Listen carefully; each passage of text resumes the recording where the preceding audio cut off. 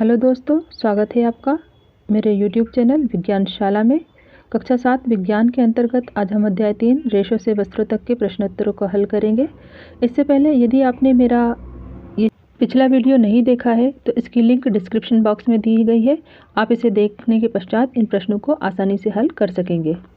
तो आइए करते हैं शुरुआत आज के पहले प्रश्न की। पहला प्रश्न दिया गया है, प्रश्न क्रमांक 1, संभवतः आपने नर्सरी कक्षा में निम्नलिखित पंक्तियाँ पढ़ी होंगी। नंबर 1, baba black sheep have you any wool, और दूसरी है Mary had a little lamb whose fleece was white as snow. अब आपको इन पंक्तियों के आधार पर बताना है कि जो ब्लैक शीप या काली भेड़ है उसके किन भागों से ऊन प्राप्त होती है, और दूसरा जो मेमना है उसके सफ़ेद रोमों से क्या तात्पर्य है। पहले प्रश्न का उत्तर होगा कि काली भेड़ के बालों में ऊन होती है। दूसरे प्रश्न का उत्तर है मेमने के सफ़ेद रोमों का अर्थ है उसके सफ़ेद बाल। दूसरा प्रश्न दिया गया है, रेशम कीट अ कैटरपिलर ब लार्वा है। इसका सही विकल्प चुनना है। हमें 4 विकल्प दिए गए हैं और जैसा कि हम पहले पढ़ चुके हैं कि रेशम कीट कैटरपिलर और लार्वा दोनों होगा। प्रश्न क्रमांक 3 दिया गया है, निम्नलिखित में से किससे ऊन प्राप्त नहीं होती है। 4 विकल्प है, याक, ऊँट, बकरी, घने बालों वाला कुत्ता। तो हम पढ़ चुके हैं कि हमें याक से भी ऊन मिलता है, बकरी से भी ऊन प्राप्त होती है, ऊँट से भी ऊन प्राप्त होती है। तो उसका आंसर क्या होगा, घने बालों वाला कुत्ता। प्रश्न क्रमांक 4 दिया गया है, निम्नलिखित शब्दों का अर्थ क्या है।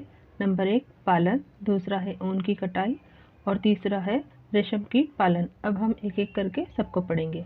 पालन का अर्थ है जानवरों को पालना। उदाहरण के लिए भेड़, ऊँट, बकरी, याक, गाय आदि को ऊन और दूध के लिए पाला जाता है। दूसरा है ऊन कटाई, ऊन देने वाले पशुओं से मशीन द्वारा उनके बालों को काटना ऊन कटाई कहलाती है। तीसरा शब्द है रेशम कीट पालन, रेशम के उत्पादन के लिए रेशम कीट का पालन रेशम कीट पालन कहलाता है। इसे सेरीकल्चर भी कहते हैं। प्रश्न क्रमांक 5 में ऊन के संसाधन के विभिन्न चरणों के क्रम में कुछ चरण दिए गए हैं। शेष चरणों के स्थान पर रिक्त स्थान दिया गया है, उन्हें सही क्रम में जमा कर लिखना है।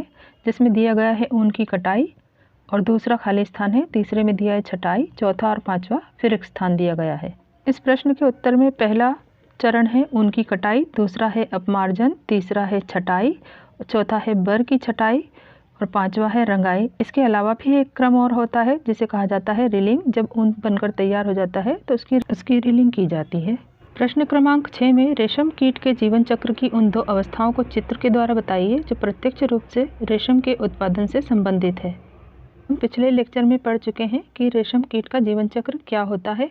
इनकी 2 मुख्य अवस्थाओं में एक कैटरपिलर का निर्माण और दूसरा कोकून का निर्माण, ये महत्वपूर्ण होते हैं। प्रश्न क्रमांक 7, निम्नलिखित में से 2 शब्द रेशम उत्पादन से संबंधित हैं। शब्द दिए गए हैं रेशम कीट पालन, पुष्प कृषि, शहतूत कृषि, मधुमाक्षी पालन, वनवर्धन। हम पढ़ चुके हैं कि रेशम के उत्पादन में रेशम कीट का पालन होता है, तो यह शब्द इससे संबंधित है। दूसरा कि रेशम के कीट है वो शहतूत की पत्ती पर पलते हैं, इसलिए शहतूत की कृषि इससे संबंधित है। प्रश्न क्रमांक 8, कॉलम ए को कॉलम बी के शब्दों के साथ मिलान करना है। कॉलम ए में दिया गया है अभिमार्जन, शहतूत की पत्तियाँ, याक, कोकून, और कॉलम बी में दिया गया है रेशम फाइबर उत्पन्न करता है, ऊन देने वाले जंतु, रेशम कीट का भोजन, रीलिंग, काटी गई ऊन की सफाई। अब देखिए मिलान करते हैं। अभिमार्जन क्या होता है, काटी गई ऊन की सफाई करने की प्रक्रिया है। शहतूत की पत्ती रेशम कीट का भोजन होता है। याक ऊन देने वाला जंतु है। कोकून रेशम फाइबर उत्पन्न करता है। प्रश्न क्रमांक 9 में एक वर्ग पहेली दी गई है और उनमें भरने के लिए कुछ रिक्त स्थान दिए गए हैं। इसमें आपको सीधे और ऊपर से नीचे दोनों तरफ प्रश्नों को पढ़कर उनके उत्तर भरना है। सीधी और दूसरा नंबर का प्रश्न है, कार्तिक ऊन को अच्छी तरह धोने का प्रक्रम क्या कहलाता है, तो इसे हम अभिमार्जन कहते हैं। तीसरे प्रश्न में एक प्रकार का जांतव रेशा है, तो उसमें 3 अक्षरों में आएगा आंसर रेशम। लंबी धागे जैसी संरचना जिसे बुनकर वस्त्र बनाए जाते हैं, तो इसमें जो शब्द आएगा वो अंग्रेजी का शब्द होगा फाइबर, क्योंकि 4 अक्षरों को हमको यहाँ भरना है। हम ऊपर से नीचे की तरफ चलेंगे। पहले नंबर पर है, इससे बुने हुए वस्त्र शरीर को गर्म रखते हैं। तो हमें पता है कि ऊन हमें हमारे शरीर को गर्मी प्रदान करता है। ऊपर से नीचे की ओर दूसरी पहेली है, इसकी पत्तियों को रेशम के कीट खाते हैं। तो हमें पता है कि शहतूत की पत्तियों पर पाए जाते हैं, तो इसलिए इसका उत्तर होगा शहतूत। प्रश्न है, रेशम कीट के अंडे से निकलते हैं वो कहलाते हैं कैटरपिलर। तो दोस्तों आज हमने अध्याय 3 के सभी प्रश्नों के उत्तर हल किए। आशा है आपको ये प्रश्न आसानी से समझ में आ गए होंगे। अब आप इसे याद कर लीजिएगा और अब हम मिलेंगे अगले वीडियो में। और हाँ, अगर आप मेरे चैनल पर नए हैं तो मेरा चैनल विज्ञानशाला सब्सक्राइब करना ना भूलें। साथ ही साथ बेल आइकन भी ज़रूर प्रेस करें ताकि मेरे सारे नोटिफिकेशन आपको समय पर मिलते रहें।